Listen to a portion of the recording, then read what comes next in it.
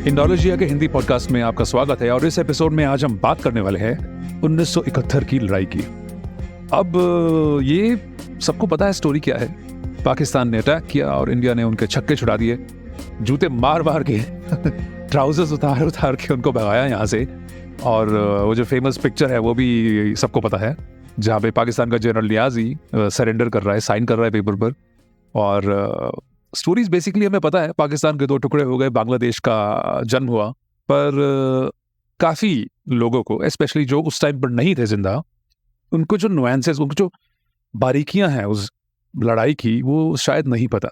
और मेरे विचार में वो जो युद्ध था वो काफ़ी कुछ पॉलिटिकली भी लड़ा गया था। बिकॉज एक इंडिया वर्सेस पाकिस्तान की लड़ाई नहीं थी ये। इंडिया वर्सेस, आप कह सकते हैं कि पूरी दुनिया एक साइड खड़ी थी और हमारे हिंदुस्तानी एक साइड खड़े थे। बिकॉज इसकी जब आप डिटेल्स देखते हैं कि जो दूसरे देश हैं उन्होंने कैसे बिहेव किया, पाकिस्तान को किस किस की सपोर्ट थी, हमें किसने सपोर्ट करी, ये सब चीज़ें जब आप देखते हैं तो मेरे हिसाब से जिस भी भारतीय को पॉलिटिक्स में या जियोपॉलिटिक्स में इंटरेस्ट है, उनको ये बातें ज़रूर पता होनी चाहिए। बिकॉज इसमें हम बिल्कुल अकेले खड़े थे। और अब जब आप कभी कभी इसका इतिहास पढ़ते हैं तो ऐसे सही में ऐसा लगता है कि यार ये जंग जीत कैसे गए हम। बिकॉज सब कुछ हमारे अगेंस्ट खड़ा था।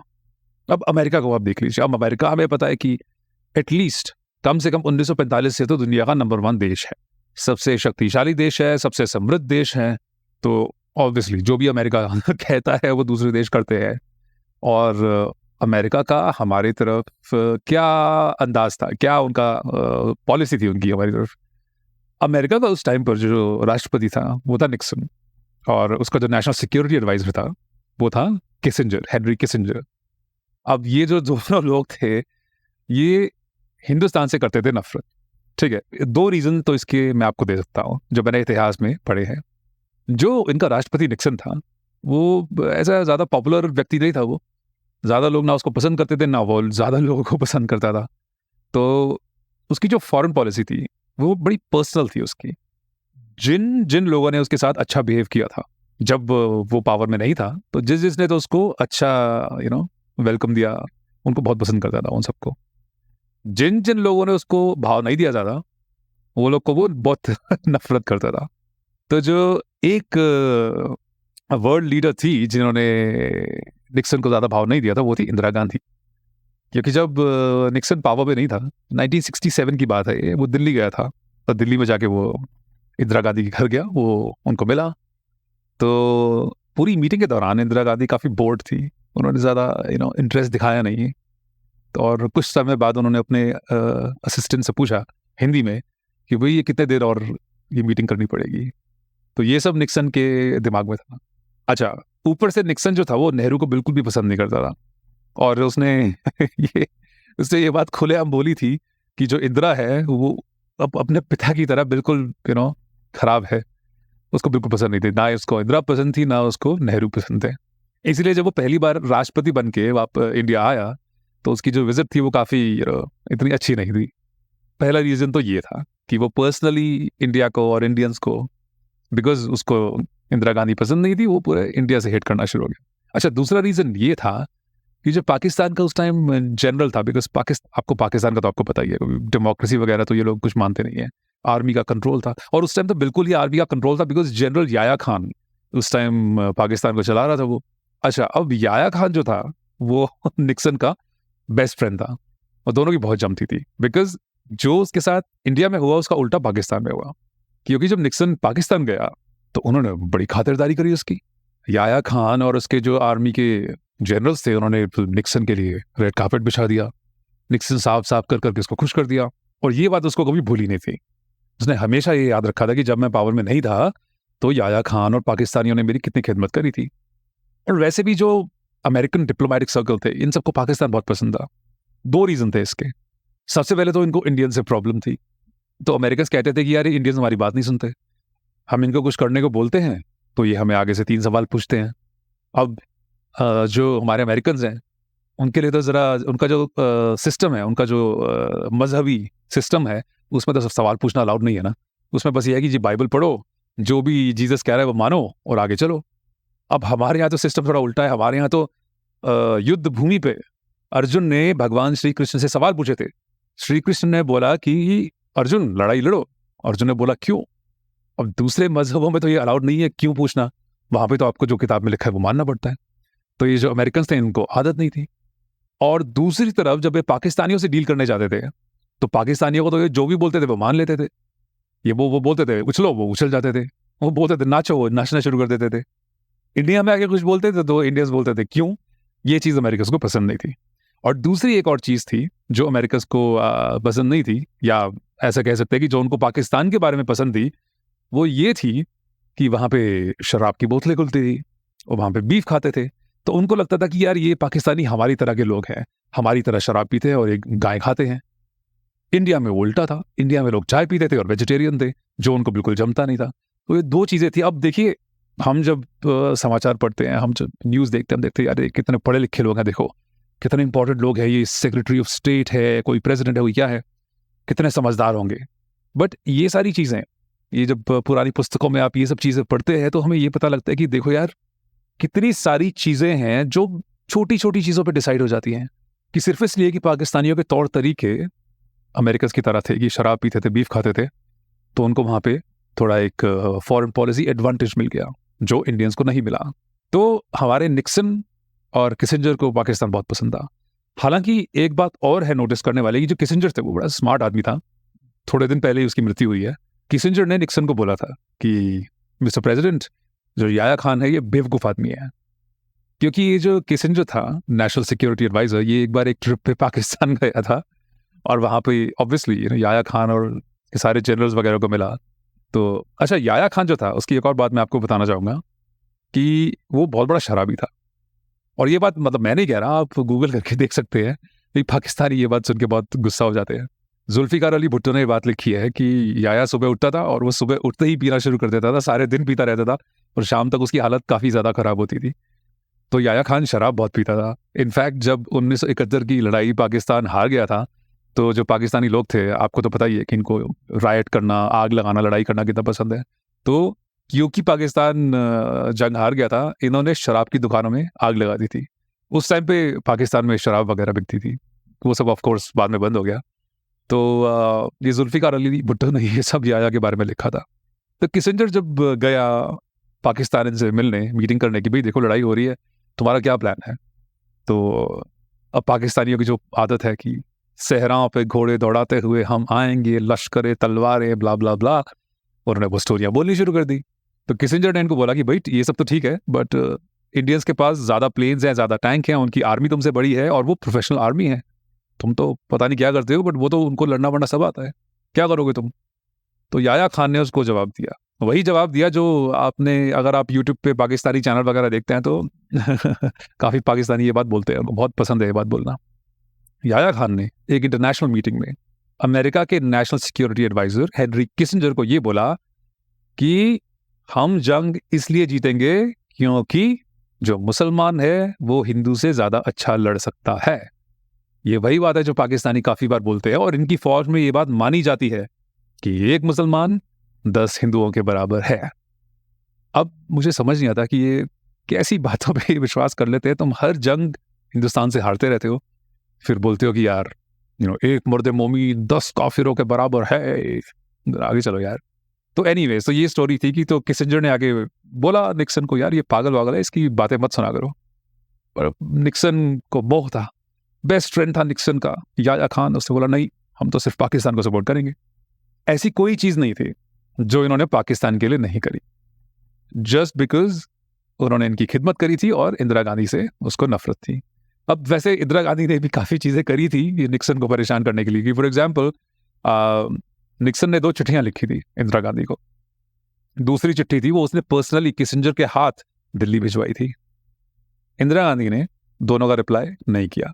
अब आप सोच सकते हैं कि अब प्रेसिडेंट है अमेरिका का, उसको चिट्ठी का जवाब नहीं मिलेगा तो कितना गुस्सा होगा। तो उसने फिर वही काम उल्टा इंदिरा गांधी के साथ किया। जब वो गई अमेरिका, उनको जब जंग शुरू हो गई थी तो इंटरनेशनल सपोर्ट चाहिए थी, तो वो दौरा कर रही थी, हर देश में जाके सपोर्ट मांग रही थी लोगों से कि जी हमें सपोर्ट करिए, बिकॉज पाकिस्तान बहुत ख़राब काम कर रहा है बांग्लादेश में। जो पाकिस्तानी आर्मी थी वो लोगों को मार रही थी, कत्लेआम कर रही थी, स्पेशली हिंदुओं का। तो प्राइम मिनिस्टर इंदिरा गांधी ये गई वॉशिंगटन में निक्सन को मिलने। तो निक्सन ने, बिकॉज इन्होंने उनकी चिट्ठियों का जवाब नहीं दिया था, निक्सन ने इनको 1 घंटा वेट कराया। और जब वो मिला इनसे तो उसने बोला, अरे मुझे तो पता ही नहीं था आप वेट कर रहे हो। निक्सन को बस ये दिखाना था कि देखिए मैं हूँ प्रेसिडेंट अमेरिका का, मैं कंट्रोल में हूँ। तो जैसे जैसे ये लड़ाई बढ़ती गई उसकी नफरत हिंदुस्तान के प्रति और बढ़ती गई और ज़्यादा होती गई। मतलब इतनी ज़्यादा नफरत थी उसको कि वो अपने स्टाफ से पूछता रहता था कि अब ये जो हिंदुस्तानी क्या कर रहे हैं, क्या ये लोगों को मार रहे हैं, क्या ये रेप कर रहे हैं, ये कुछ तो कर रहे होंगे, मुझे सारी खबरें ला के दो। तो जब उसका स्टाफ उसको बोलता भी था कि देखिए ऐसा कुछ नहीं हो रहा, ये बड़ी नॉर्मल लड़ाई चल रही है, वो बांग्लादेशियों को बचा रहे हैं, तो वो मानता नहीं था। एक बार पाकिस्तानी एयरप्लेन ने एक अनाथालय की बिल्डिंग पे बम गिरा दिया था। अब काम इनके ऐसे हैं तो क्या करें। बट निक्सन ने बोला किसिंजर को, यार ये हिंदुस्तानियों ने किया है। जो उन्होंने प्रूफ दिया कि देखिए ऐसा नहीं है, ये पाकिस्तानी प्लेन ने किया है, हमारे पास प्रूफ है। बट निक्सन भाई साहब मानने को तैयार ही नहीं थे।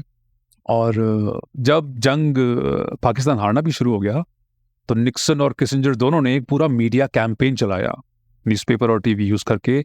अपने अपने पूरे देश का, अपने अमेरिकी लोगों का जो पूरा मूड था वो चेंज करने की कोशिश करी कि देखो इंडिया गलत है, पाकिस्तान अच्छा है। और इसमें वो काफ़ी हद तक सक्सेसफुल हो भी गए। काफ़ी ज़्यादा लोग इंडिया को बुरा और पाकिस्तान को अच्छा मानना शुरू हो गए, क्योंकि उन्होंने बोला देखो ऐसा है कि पाकिस्तान फिनलैंड है, एक छोटी सी कंट्री, और इंडिया रशिया की तरह एक बड़ी कंट्री है। एक छोटी कंट्री बड़ी कंट्री को कैसे परेशान कर सकता है। तो ऐसी बातें कर करके इन्होंने पूरे देश का थोड़ा मूड चेंज कर लिया। बट उस टाइम तक वैसे भी जो अमेरिकन लोग थे, जो वेस्ट में लोग थे, उनको ज़्यादा परवाह नहीं थी इस लड़ाई की। वो वैसे ही जैसे आजकल अमेरिकन यूक्रेन लड़ाई से बोर हो चुके हैं। निक्सन के लिए हमेशा इंडिया गलत था। वो खुलेआम इंडिया को गालियां देता था, बोलता था इंडियंस बास्टर्ड्स हैं, कितने अग्रेसिव हैं, ये बिल्कुल भी अच्छे लोग नहीं हैं, इनके यहाँ पे सूखा पड़ जाए, काल पड़ जाए, ये हो जाए, वो हो जाए। उसके लिए इंडियंस विलन थे। और अगर आप व्हाइट हाउस के रिकॉर्ड्स देखेंगे, उसमें खुलेआम दोनों के दोनों निक्सन और किसिंजर इंडियंस को गालियां दी जा रही हैं। तो एक बात हमें ध्यान में रखनी पड़ेगी कि 71 की जंग के दौरान अमेरिका बहुत बहुत नफरत करता था हमसे। और अब देखिए जहां अमेरिका जाएगा वहां पे आधी दुनिया जाएगी, स्पेशली यूरोप। तो अगर अमेरिका हमारे खिलाफ है तो आप समझ लीजिए कि यूरोप भी गया। और दूसरी साइड पे वो पाकिस्तान के पूरा साथ। निक्सन ने अपने स्टाफ को ये बात क्लियरली बता दी थी कि कुछ भी हो जाए पाकिस्तान टूटना नहीं चाहिए। ये बात बिल्कुल क्लियर थी कि याया खान चाहे कुछ भी कर ले। अब आप देखिए जैसे फॉर एग्जांपल आर्चर ब्लड जो था वो ढाका में अमेरिकन एम्बेसी में काउंसिल जनरल था। उस व्यक्ति ने इतनी चिट्ठियां लिखी, इतने केबल्स, टेलीग्राम्स, क्या नहीं भेजा उसने वॉशिंगटन के। देखिए ये पाकिस्तान की जो आर्मी है यहाँ पे निहत्थे लोगों को मार रही है, हिंदुओं को टारगेट कर रही है, रेप हो रहा है, टॉर्चर हो रहा है, कुछ करिए। और निक्सन ने, किसिंजर ने बिल्कुल भी अपने कान बंद कर रखे, उनको इंटरेस्ट था ही नहीं। और ये सारी चीज़ें डॉक्यूमेंटेड हैं, सब कुछ डॉक्यूमेंटेड है ये। और जब भी कोई बात होती थी, जैसे फॉर एग्जांपल स्टेट डिपार्टमेंट बोलता था कि भाई पाकिस्तान के खिलाफ कुछ करो, तो निक्सन कहता था नहीं, बहुत गुस्सा हो जाता था। वो कहता नहीं, मैं कुछ भी नहीं करने दूंगा। जब रिफ्यूजीज को हेल्प करने की बात आई, आप सोच के देखिए, अमेरिकन एजेंसीज ने या दूसरे देशों ने या तीसरी संस्थाओं ने बोला कि जी ये जो रिफ्यूजी हैं इनकी मदद करिए। निक्सन ने बोला मैं नहीं करने दूंगा। क्यों? क्योंकि याया खान नाराज हो जाएगा, उसको पसंद नहीं आएगा कि जिन रिफ्यूजीज को पाकिस्तानी आर्मी टॉर्चर कर रही है, परेशान कर रही है, हम उनकी मदद करें। ऊपर से इन्होंने वर्ल्ड बैंक पर प्रेशर डाला कि पाकिस्तान को पैसे दिए जाए। इन्होंने अमेरिकन ट्रेजरी सेक्रेटरी जो था उस पर प्रेशर डाला कि आप पैसे दें। पाकिस्तान की पूरी सपोर्ट करी इन्होंने, पाकिस्तान को हथियार पहुंचाए, टैंक पहुंचाए, फाइटर जेट्स पहुंचाए। क्या इन्होंने नहीं किया पाकिस्तान के लिए? और इसका एक और रीजन ये भी था कि पाकिस्तान जो था इनकी ना काफी मदद कर रहा था चाइना के साथ एक सेटिंग कराने में। बिकॉज चाइना और अमेरिका उस टाइम बात नहीं करते थे आपस में, तो जो पाकिस्तान था ये पीछे से मैसेज पास कर रहा था। ये सारे मैसेजेस याया खान के पास जाते थे और वो खुद ये मैसेजेस चाइनीज एम्बेसडर के पास लेके जाता था, अमेरिकन के जो मैसेजेस थे। तो ये तो आपको पता ही है, पाकिस्तान हिस्ट्री अगर आप पढ़ ले तो पाकिस्तान का मेन काम ही यही है, इधर का मैसेज उधर करना, इधर से हथियार उधर पहुंचाना, टेररिज्म क्रिएट करना। इन्होंने अफगानिस्तान में ये चीज़ करी है, अब ये चाइना के लिए करते हैं। तो ये हमेशा ऐसा ही ब्रोकर, बीच में ब्रोकर बन के पैसे कमाते हैं। तो उस टाइम भी ये लोग यही कर रहे थे। अब हर अमेरिकन प्रेसिडेंट जो आता है पावर में, उसको होता है कि यार एक मैं अपनी लेगेसी छोड़ के जाऊं, मैं कुछ ऐसा काम करके जाऊं कि बस याद रखें लोग। निक्सन को ये था कि यार मैं अमेरिका और चाइना के बीच जो रिलेशंस है ना, इनको नॉर्मल करवा के जाऊं। किसी भी हालत में वो चाइना को अमेरिका का दोस्त बनाना चाहता था।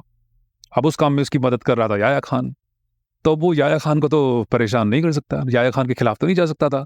तो उसने, वैसे ही वो उसको पसंद भी करता था, बट इसके अलावा क्योंकि याया खान मदद कर रहा था चाइनीज लोगों से बात कराने में, इसलिए उसने और भी बिल्कुल कुछ नहीं बोला। तो चाहे कितने लाखों बांग्लादेशी लोग मर गए, निक्सन को फर्क नहीं पड़ा।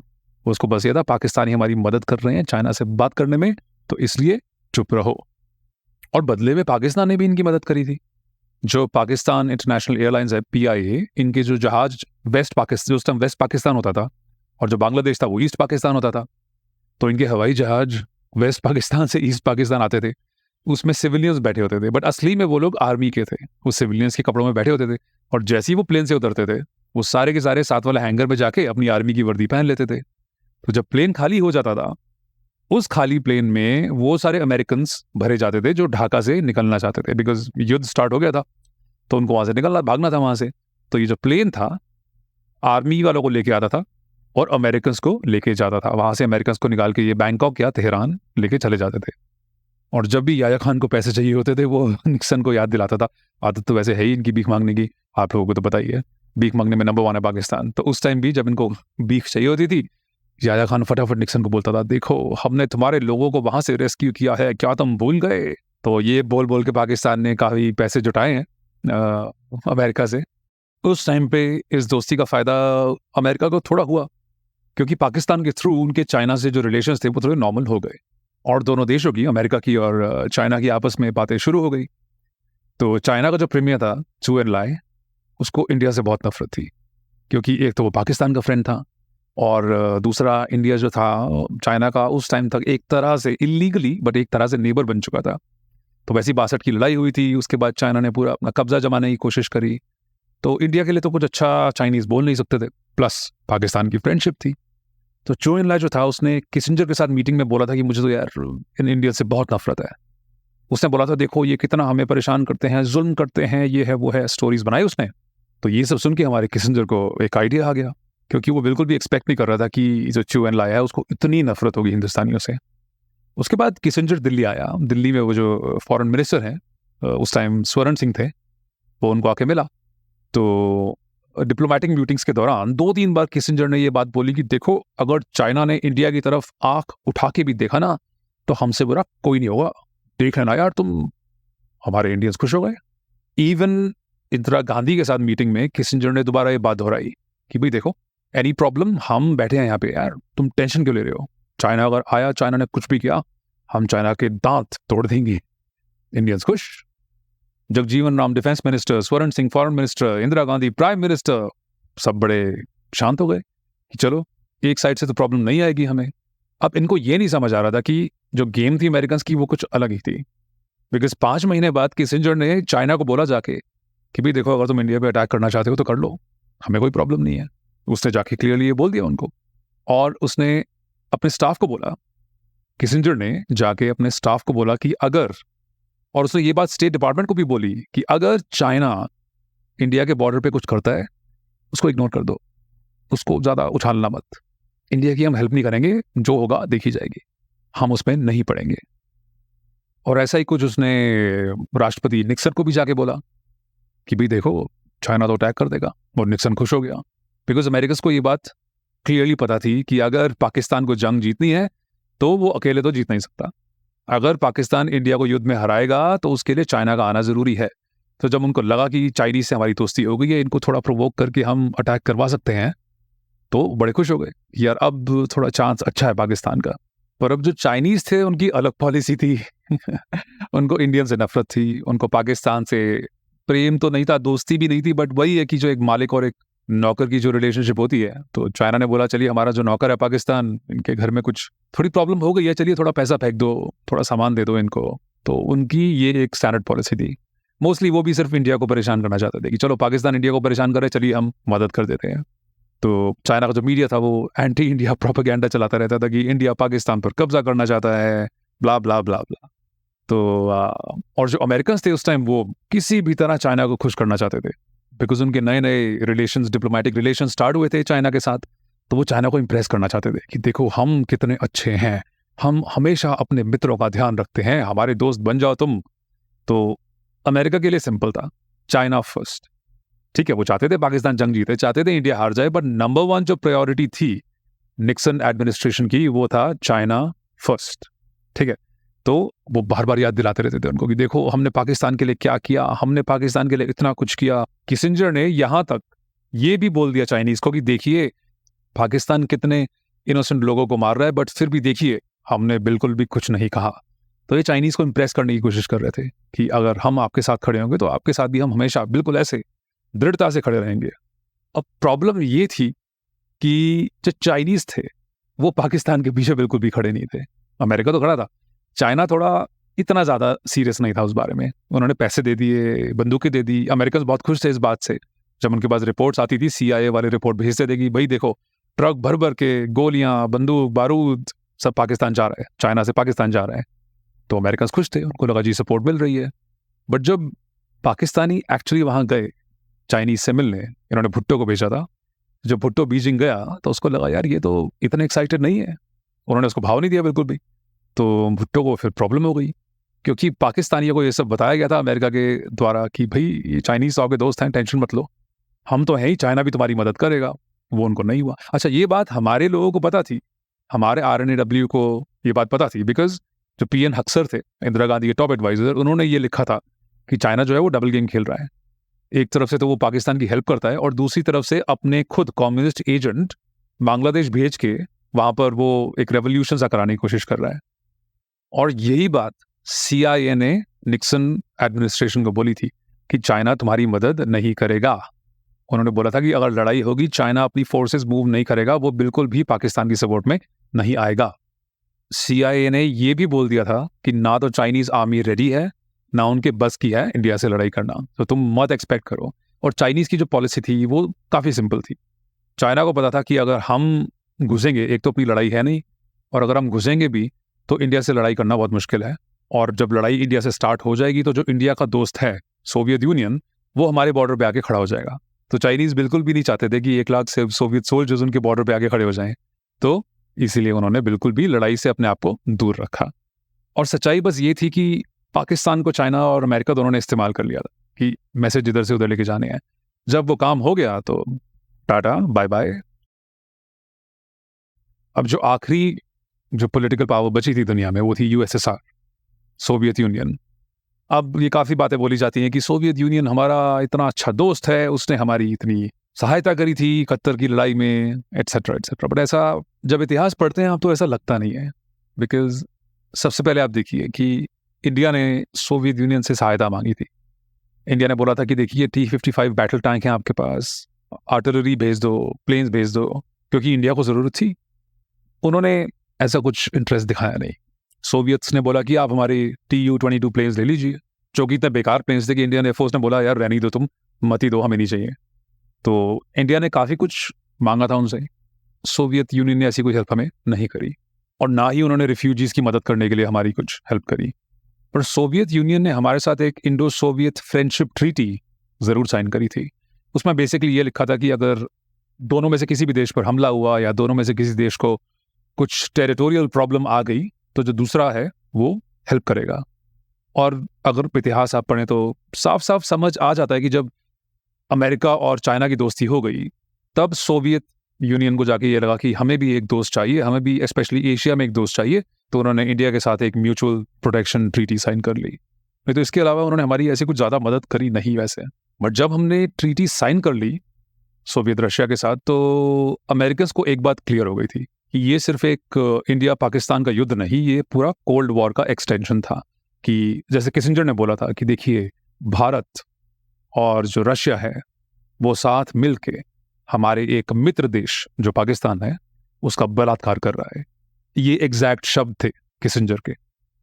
इसीलिए जो अमेरिकन थे, खैर वो शुरू से ही पाकिस्तान की मदद कर रहे थे, फाइनेंशियल एड तो दे ही रहे थे, उनको बंदूकें, प्लेन सब कुछ दे रहे थे। जब रशिया और इंडिया का ट्रीटी साइन हो गया उसके बाद तो उनको खुलेआम छूट थी। ऐसा कोई इंटरनेशनल और अमेरिकन लॉ है जो निक्सन और किसिंजर ने ना तोड़ा हो पाकिस्तान की मदद करने के लिए। अब आप ये देखिए कि जब इंडिया में और इंटरनेशनली लोगों ने शोर मचाया कि पाकिस्तानी आर्मी जो है वो निहत्थे लोगों का कत्ल कर रही है, तो अमेरिका सपोर्ट देता हुआ अच्छा नहीं लगता। तो एक टाइम ऐसा आ गया था कि किसिंजर और निक्सन जो थे वो बिल्कुल खुले हाथ से पाकिस्तान को चीज़ें नहीं दे पा रहे थे। तो उन्होंने क्या किया, उन्होंने बोला जॉर्डन को कि भाई देखो, हमने जो तुमको प्लेन्स बेचे हैं वो जाके पाकिस्तान को दे दो, हम तुम्हें नहीं दे देंगे। सेम थिंग उन्होंने ईरान को बोली कि आप अपने प्लेन्स पाकिस्तान को दे दीजिए, जो गोली बारूद है पाकिस्तान को दे दो, हम आपको नया दे देंगे, हम आपको थोड़ी सी और एक्स्ट्रा एड भी दे देंगे। ऐसी कोई चीज़ इन्होंने छोड़ी नहीं। जो प्लेन थे जॉर्डन से जब पाकिस्तान जाते थे, वो बीच में सऊदी अरेबिया में रुक के रिफ्यूअल होते थे, उसमें तेल भरा जाता था, और वहां पर सारे काम की निगरानी कर रही थी पाकिस्तानी एयरफोर्स।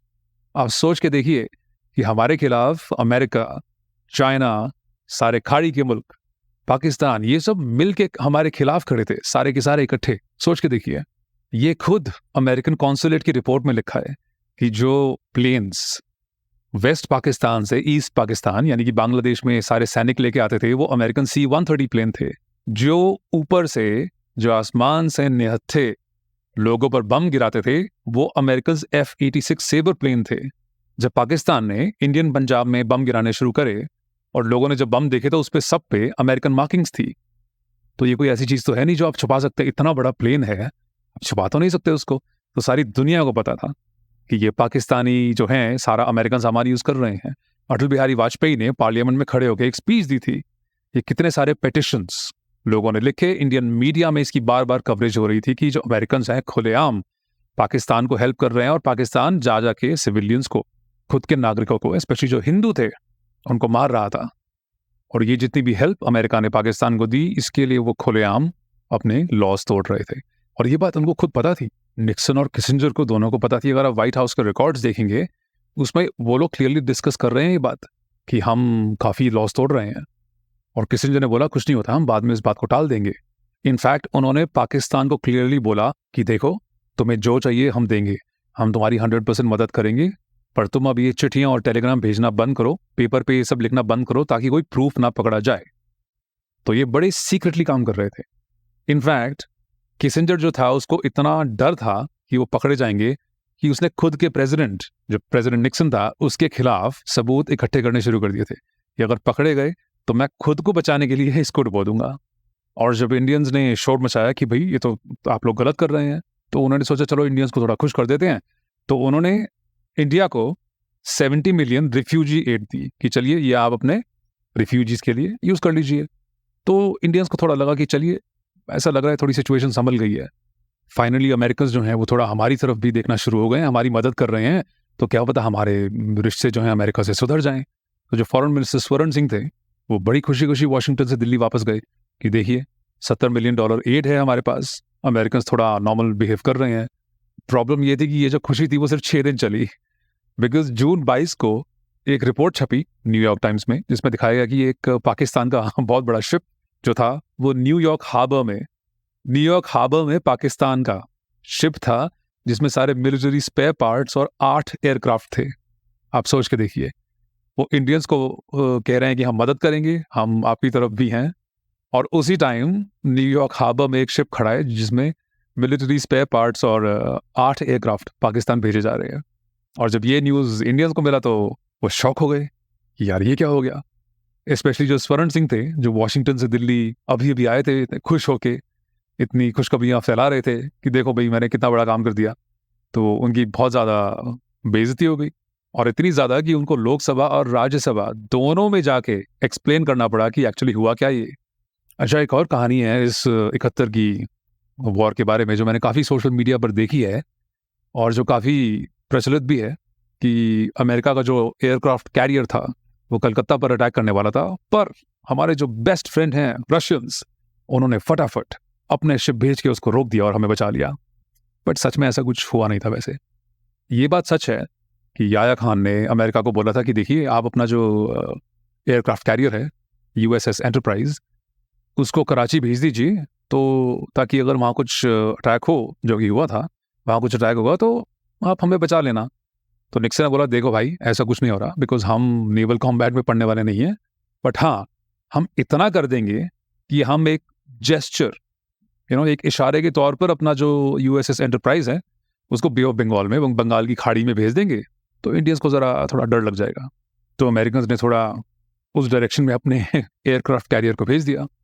उसका असर ये हुआ कि जो इंडियंस थे जो उस टाइम वहाँ पर बांग्लादेश में लड़ाई कर रहे थे, उन्होंने अपना अटैक और भी ज़्यादा बढ़ा दिया। जो पाकिस्तान की ईस्ट पाकिस्तान की जो नेवल एस्टैब्लिशमेंट थी उस पर अटैक कर करके उन्होंने उनको और तबाह कर दिया, जो चिटागोंग में और कॉक्सेस बाजार में थी।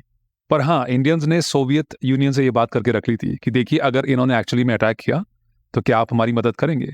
तो सोवियत्स ने बोला था कि ठीक है, इन केस अगर इन्होंने जेन्युइनली कुछ किया तो हम वहाँ पर खड़े हैं। उनके जो शिप थे वो वैसे ही एरिया में थे, उन्होंने बोला हमारे शिप है वहाँ पर, कुछ प्रॉब्लम आई तो देख लेंगे। ये बात उनके साथ हुई थी।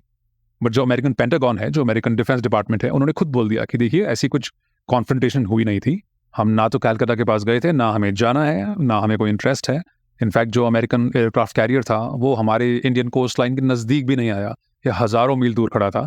और ना किसी अमेरिकन शिप ने किसी रशियन शिप को देखा या किसी इंडियन शिप को देखा, ना ये किसी चीज़ में पड़े।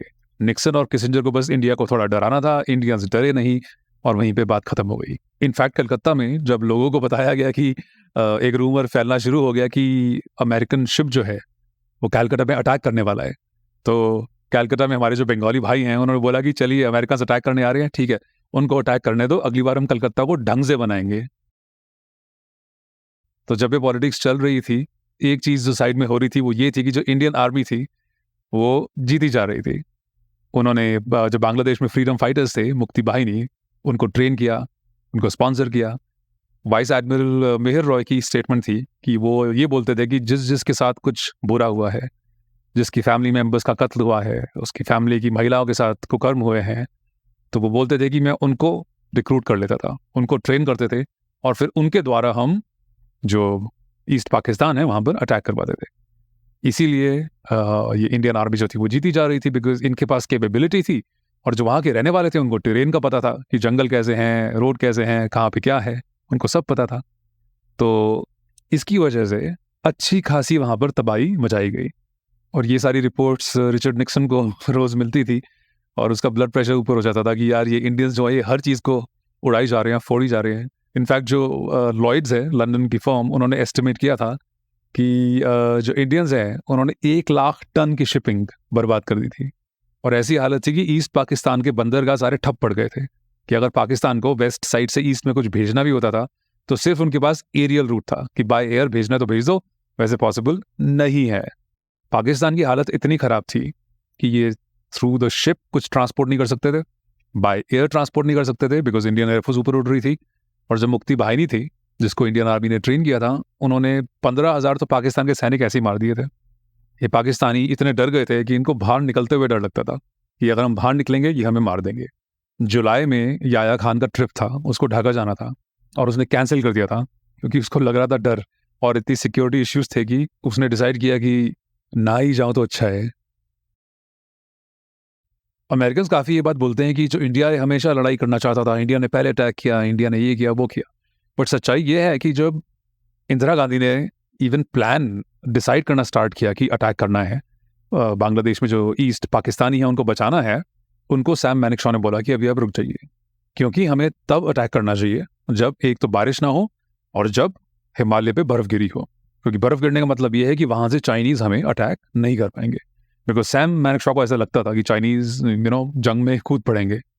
बट ऐसा कुछ हुआ नहीं। हमारे हिंदुस्तानी की प्लानिंग बहुत फर्स्ट क्लास थी, और इनको इतनी ज़रूरत पड़ी नहीं, बिकॉज इंडियन एयरफोर्स ने जो हालत करी वहाँ पे, ढाका एयरपोर्ट को बर्बाद कर दिया। ये लोग क्या करते थे कि ये ऐसी डायरेक्शन से आते थे अटैक करने कि इनके पीछे सूरज होता था, तो जो पाकिस्तान के नीचे खड़े थे गोली चलाने वाले और रॉकेट चलाने वाले, उनको कुछ दिखता ही नहीं था। इनको इंडियन एयरफोर्स के प्लेन आते हुए दिखते नहीं थे, और वो बम गिरा के चले जाते थे। तो आसमान में तो पूरा इंडियन एयरफोर्स का बोलबाला था। उससे ये फायदा ये भी हो गया कि जो नीचे हमारी सेनाएं जमीन पर चल रही थी उनको पूरा कवर था। ऊपर प्लेन उड़ते रहते थे, नीचे सेना चल रही है, उनको सब दिख रहा है कहाँ पे क्या हो रहा है। तो हमारी आर्मी का, हमारी एयरफोर्स का पूरा कंट्रोल था टेरेन पे। उनको सिर्फ उन पाकिस्तानियों से लड़ाई करनी थी जो ईस्ट पाकिस्तान में उस टाइम थे, और उन्होंने ज़्यादा कुछ किया नहीं, जो सबको पता ही है। और जैसे आप में से काफ़ी लोगों को पता ही होगा कि हमारे जहाज़ तो वहाँ जाके कराची में आग लगाए, पाकिस्तान के 2 शिप गिरा दिए, PNS शाहजहां और PNS खैबर। और कराची में जहाँ पे सारा उनका तेल का भंडार था, जहाँ उनके सारे टैंकर थे, वो सारे हमारे प्लेन से जाके बर्बाद कर दिए। और 7 दिन तक, ऐसा कहा जाता है न्यूज़ रिपोर्ट्स में, कि 7 दिन तक कराची जलता रहा। तो अब आप सोच ही सकते हैं कि पाकिस्तान की हालत कितनी ज़्यादा ख़राब हो गई होगी। जहाँ भी वो जाते थे इंडियन आर्मी और इंडियन एयरफोर्स वहाँ पे अटैक कर देती थी। इनका जो जनरल नियाजी था उसको एक मीटिंग में जाना था गवर्नमेंट हाउस ढाका में, और ये बात हमारी इंडियन आर्मी को पता लग गई। तो इंडियन एयरफोर्स ने जाके वहाँ पे बम गिरा दिए। वहाँ जब बम गिरे उस मीटिंग में तो पाकिस्तानियों की हालत खराब हो गई, और अगले ही दिन जो जनरल नियाजी था पाकिस्तान का जनरल, वो अमेरिकन काउंसिल में गया। उसने अमेरिकन को बोला कि प्लीज़ हाथ जोड़ रहा हूँ यार, इंडियन से सीज फायर करवा दो, इन्होंने हमारी हालत बुरी कर रखी है। अब हम भारतीय भी बड़ा हृदय रखते हैं, तो हमने बोला चलो यार ठीक है, बच्चे हो तुम, कर लो सरेंडर। तो इंडियंस ने बोला कि ठीक है हम आपको सरेंडर करने देंगे। तो पाकिस्तानी खुश हो गए, बिकॉज पाकिस्तानियों को पता था कि इंडियंस के सामने सरेंडर कर दो तो ये ज़्यादा परेशान नहीं करेंगे, क्योंकि अगर मुक्ति बाहिनी वाले इनको पकड़ लेते वो तो इनको बिल्कुल जिंदा नहीं छोड़ते। तो पाकिस्तानी बड़ा खुश हो गए सरेंडर करके। तो सैम मैनेक्शॉ ने जनरल जेकब को बोला कि भाई जाओ फटाफट एक सरेंडर ले आओ। तो जनरल जेकब हेलीकॉप्टर में बैठे और वहाँ पर गए जहाँ पे इनका हेडक्वार्टर था पाकिस्तान आर्मी का, जहाँ इनका जनरल नियाजी था। तो इन्होंने उसको जाके बोला कि चलो भाई सरेंडर करो। तो जो पाकिस्तानी जनरल नियाजी है, अब देखिए पाकिस्तानी पाकिस्तानी अपना जो असली रंग है वो तो दिखाएंगे ही, उसके बिना तो ये लोग रह नहीं सकते। तो नियाजी ने बोला सरेंडर? कौन सा सरेंडर, मैं तो सिर्फ सीज फायर करने के लिए आया हूँ, बड़ी बड़ी बातें तो करनी है। तो जनरल जेकब ने बोला कि देख बेटा चपड़गंजू, सरेंडर कर दे, हम तुम्हारा भी ध्यान रखेंगे, तुम्हारी फैमिलीज का भी, जो तुम्हारे लोग हैं हम सबको बचा लेंगे। नहीं करेगा तो मुझे कोई प्रॉब्लम नहीं है, मैं एक फ़ोन लगाता हूँ, हम दोबारा बॉम्बिंग स्टार्ट कर देंगे। और पाकिस्तानियों को तो आपको पता ही है, जो कहावत है इनके ऊपर बिल्कुल फिट होती है, लातों के भूत बातों से। एग्जैक्टली। तो इसके बाद इन्होंने सरेंडर कर दिया और एक सिंपल सी सेरेमनी हुई जहाँ पे पाकिस्तानी जो सैनिक थे उन सब ने अपने हथियार त्याग दिए, और इंडियंस ने काफ़ी ज़्यादा इज्जत दी इनको। बिकॉज अगर आप सोच के देखें कि अगर पाकिस्तान ये जंग जीत गया होता तो उन्होंने इंडियन सोल्जर्स की क्या हालत करनी थी। आपको याद होगा सौरभ कालिया की, इन्होंने सौरभ कालिया के साथ क्या किया था।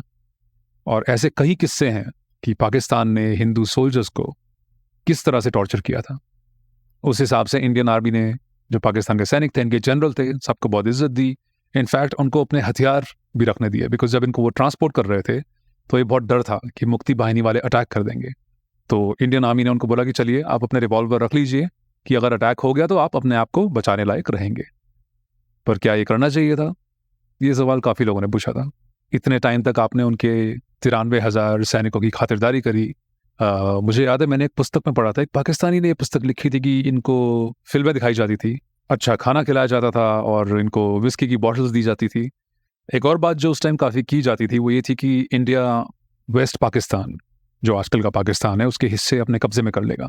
कुछ तो हमने ले भी लिए थे, ऐसा थोड़ा सा कुछ चल भी रहा था। बिकॉज जो हमारी इंटेलिजेंस एजेंसीज थी उन्होंने सिंध में, बलूचिस्तान में और पख्तूनिस्तान में, जो नॉर्थ वेस्ट फ्रंटियर है, वहाँ पर कुछ एक छोटी सी मूवमेंट चलाने की कोशिश करी थी कि थोड़ा एक इंडिपेंडेंस मूवमेंट वहाँ पर चलाई जाए ताकि पाकिस्तान थोड़ा डिवाइड हो जाए। बट जो PN हक्सर थे, इंदिरा गांधी के स्पेशल एडवाइज़र, उन्होंने एकदम इन सब चीज़ों को रद्द कर दिया।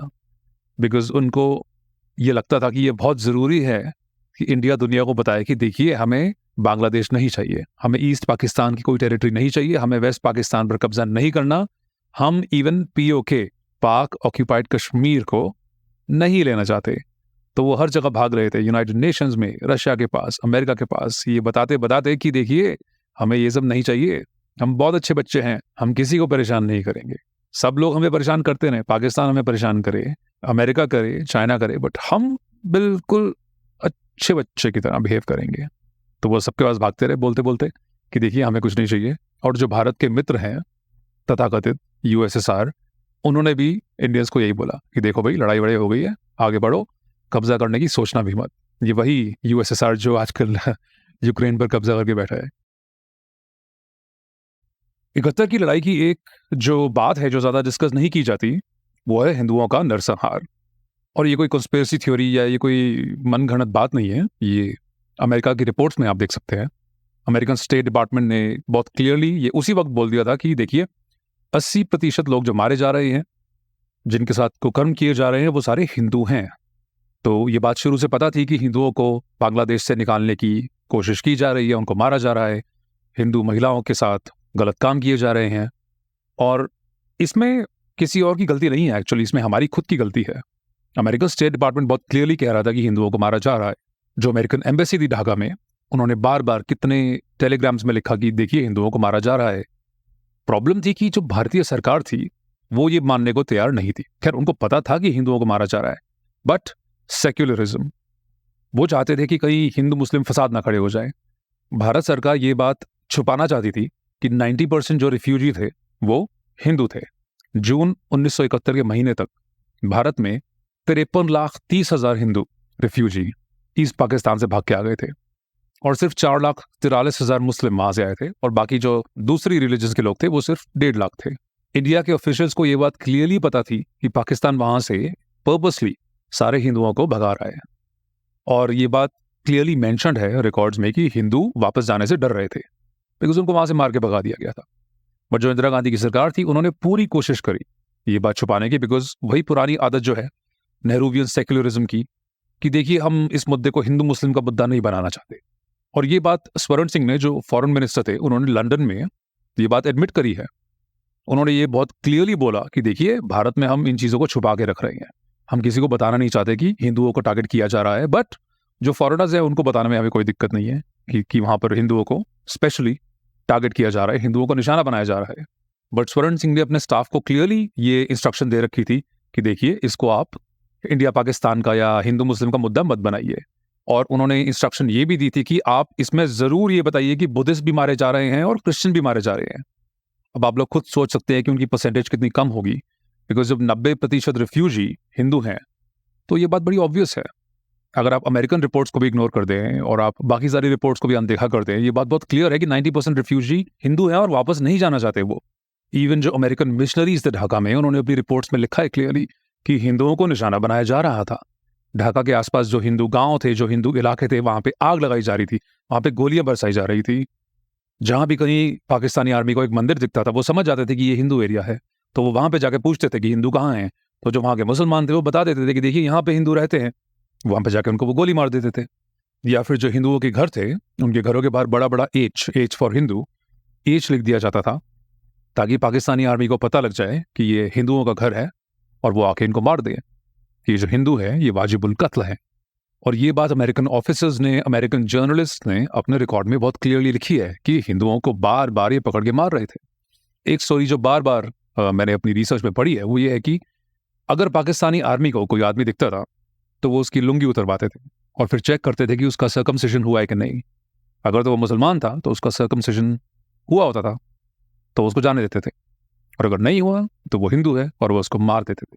और बाद में ऐसा हुआ था कि कई बार वो उनको बोलते थे कि तुम कलमा पढ़ो। जिसको कलमा नहीं पढ़ना आता था वो समझ लेते थे कि ये हिंदू है और उसको वहीं पे मार देते थे। और ऐसी अनगिनत कहानियां हैं कि एक गांव में पाकिस्तानी आर्मी गई, वहां पे सबको उन्होंने एक लाइन से खड़ा किया और गोलियों से भून दिया। पाकिस्तानी आर्मी के जो जिहादी थे वो गली गली में घूमते थे चिल्लाते हुए कि यहाँ पे कोई हिंदू है, यहाँ पे कोई हिंदू है। और जैसे ही उनको इंडिकेशन मिलती थी किसी के थ्रू, या उनको खुद ही पता जब लग जाता था कि यहाँ पे हिंदू है, वो जाके उनको उड़ा देते थे। वो हिंदुओं के घर में आग लगा देते थे, और जब हिंदू आग से बचने के लिए घर से बाहर भागते थे, उनको गोलियों से भून देते थे। ये सेम टैक्टिक इन्होंने करी थी पार्टीशन के दौरान भी। जब पार्टीशन में पाकिस्तान में राइट्स हो रहे थे हिंदुओं के खिलाफ, तो एग्जैक्टली सेम प्लान उन्होंने, पाकिस्तान आर्मी ने किया था। घर में आग लगा दो, और जैसे ही हिंदू घर से भागे आग से बचने के लिए, उनको गोलियों से उड़ा दो। सिडनी शेनबर्ग, जो न्यूयॉर्क टाइम्स के जर्नलिस्ट थे, उन्होंने बहुत रिपोर्ट्स में ये सब बताया है। उन्होंने तो इतना भी बोला है कि पाकिस्तान के जो आर्मी ऑफिसर्स थे वो आपस में मजाक करते थे कि भाई आज तुमने कितने हिंदू मारे। शेनबर्ग ने अपनी रिपोर्ट्स में बहुत क्लियरली ये लिखा है कि लाखों हिंदू 71 वॉर में मारे गए थे, जिनको पाकिस्तानी आर्मी ने मार दिया था। और ये सिचुएशन इतनी खराब थी कि इवन हेनरी किसिंजर ने प्रेसिडेंट निक्सन को बोला कि हिंदुओं को मारकर याया खान ने बहुत बड़ी गलती कर दी है। बिकॉज जब भारतीय सेना को यह पता लगा, जब भारतीय सेना के जवानों को यह पता लगा कि हिंदुओं को टारगेट किया जा रहा है, तो उनमें लड़ने का और जोश आ गया, और फिर उन्होंने पाकिस्तानी आर्मी की धुलाई कर दी। तो ये किसिंजर ने निक्सन को बोला था कि अगर हिंदुओं को इतना परेशान ना करता याया खान, अगर वो इतना ज़्यादा उनको टारगेट नहीं करता, तो शायद ये स्टोरी अलग होती। इवन जो अमेरिकी राजदूत थे पाकिस्तान में, जो कि प्रो पाकिस्तान थे, जो याया खान की सपोर्ट में थे, इवन उन्होंने एडमिट किया था कि पाकिस्तान जो है वो हिंदुओं को टारगेट कर रहा है। मतलब इतनी खराब सिचुएशन थी कि याया खान के सपोर्टर्स तक ये एडमिट करने पे मजबूर हो गए थे कि ये एक हिंदुओं का जेनोसाइड है। और एक पाकिस्तानी लेफ्टिनेंट कर्नल ने तो ये खुलेआम बोला है कि उनके पास रिटन ऑर्डर थे कि हिंदुओं को मारना है। जो नियाजी था, जिसने सरेंडर साइन किया था, जब वो चीफ बना था ईस्ट पाकिस्तान का, तो वो उनसे रेगुलरली पूछता था कि कितने हिंदू मारे, और ये ऑर्डर उसने दिए थे कि हिंदुओं को मारो, हिंदुओं को खत्म करो। और CIA रिपोर्ट्स में तो ये भी लिखा है कि जब वो ये युद्ध हार भी गए थे, तब भी सरेंडर करते करते जाते जाते उन्होंने थोड़े से हिंदुओं को और मार दिया था। क्योंकि सच्चाई ये है कि ये एक पॉलिटिकल वॉर नहीं थी, टेरिटोरियल वॉर नहीं थी, ये एक जिहाद था। और ये मैं नहीं कह रहा, ये आप याह्या खान के शब्दों में सुन लीजिए कि जब वो लड़ाई हार भी रहा था, जब पाकिस्तान लड़ाई हार रहा था, तो याह्या खान ने डिक्लेयर कर दिया था कि हम नहीं रुकेंगे जब तक हमारे पास एक भी मुसलमान जिंदा है। उसने ये नहीं बोला कि हमारे पास जब तक एक भी सोल्जर जिंदा है, उसने बोला जब तक हमारा एक भी मुसलमान जिंदा है, हम पाकिस्तान के लिए और इस्लाम के लिए लड़ेंगे। तो ये टेरिटोरियल वॉर नहीं थी, ये एक जिहाद था। बस हमारे हिंदू ही इसको समझ नहीं पाए। युद्ध खत्म होने के बाद जून 1972 में शिमला अग्रीमेंट हुआ। ये अग्रीमेंट इंदिरा गांधी और जुल्फिकार अली भुट्टो, जो पाकिस्तान का नया प्राइम मिनिस्टर था, इन दोनों के बीच में हुआ। ये वही जुल्फिकार अली भुट्टो था जिसने बाद में बोला था कि चाहे हमें घास खानी पड़े, बट हम न्यूक्लियर बॉम्ब लेके रहेंगे, और जिसने ये भी बोला था कि हम इंडिया को हजारों कट दे दे के मारेंगे, डेथ बाय 1000 कट्स। इस जुल्फिकार अली भुट्टो के साथ इंदिरा गांधी ने अग्रीमेंट किया। जो 5000 स्क्वायर माइल, जो 5000 स्क्वायर मील पाकिस्तान की टेरिटरी हमारी आर्मी ने जीत ली थी, वो हमने वापस कर दी। लाइन ऑफ कंट्रोल वो भी डिसाइड हो गई कि जी POK भी आप रखिए। 93,000 सैनिक उनके जो हमारे कब्जे में थे, उनको भी वापस कर दिया, खिला पिला के अच्छे से। और उस समय काफी लोगों ने ये बात बोली थी कि जो कुछ भारतीय सेना ने युद्ध के मैदान पर जीता है, वो सब इंदिरा गांधी नेगोशिएशन टेबल पे हार के आ गई हैं। Everything that the army won on the battlefield, Indira Gandhi lost on the negotiation table. तो अब आप लोग मुझे बताइए, 50 साल हो गए हैं इस युद्ध को हुए। बांग्लादेश आज की डेट में हमारे लिए एक प्रॉब्लम बना हुआ है। इलीगल इमिग्रेशन वहां पे होती है। बांग्लादेश में हिंदुओं को टारगेट किया जा रहा है। हर रोज हिंदुओं के अगेंस्ट वहां पर अत्याचार हो रहे हैं, मंदिरों को तोड़ा जा रहा है, हिंदू लड़कियों के साथ गलत काम हो रहे हैं। पाकिस्तान अभी भी हमें वही परेशानियां दे रहा है। तो 50 साल के बाद आप क्या कहते हैं? क्या हमने 71 की जो लड़ाई थी वो जीती, या हम हार गए? ठीक है, युद्ध के मैदान पे आप जीत गए, आपने उनके छक्के छुड़ा दिए, उनके सैनिकों को बंदी बना दिया, बट अगर इन द लॉन्ग रन देखा जाए 50 साल के बाद, क्या हम सही में वो जंग जीते हैं? आप बताइए मुझे।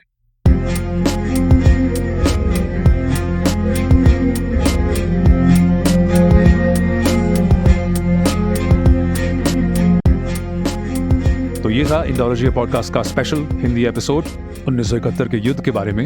आई होप कुछ नई इन्फॉर्मेशन आपको आज मिली होगी इस एपिसोड को सुन के। तो सब्सक्राइब करना मत भूलिएगा। स्पॉटिफाई, एप्पल, गूगल पॉडकास्ट, हर जगह ये पॉडकास्ट हर हफ्ते आता है। और सोशल मीडिया पर भी फॉलो करना मत भूलिएगा। नाम जो है वो हर जगह सेम है, व्हाट्सएप, टेलीग्राम, ट्विटर, इंस्टाग्राम। नाम है इंडोलॉजिया, INDOLOGIA। अगर आप किसी टॉपिक पर एपिसोड सुनना चाहते हैं तो वो भी मुझे लिखिए, मुझे DM करिए इंस्टाग्राम पे, बताइए कि आप किस टॉपिक्स में इंटरेस्ट रखते हैं, तो उस पर भी मैं एपिसोड बनाने की कोशिश करूँगा। अगली बार तक जय हिंद, वंदे मातरम।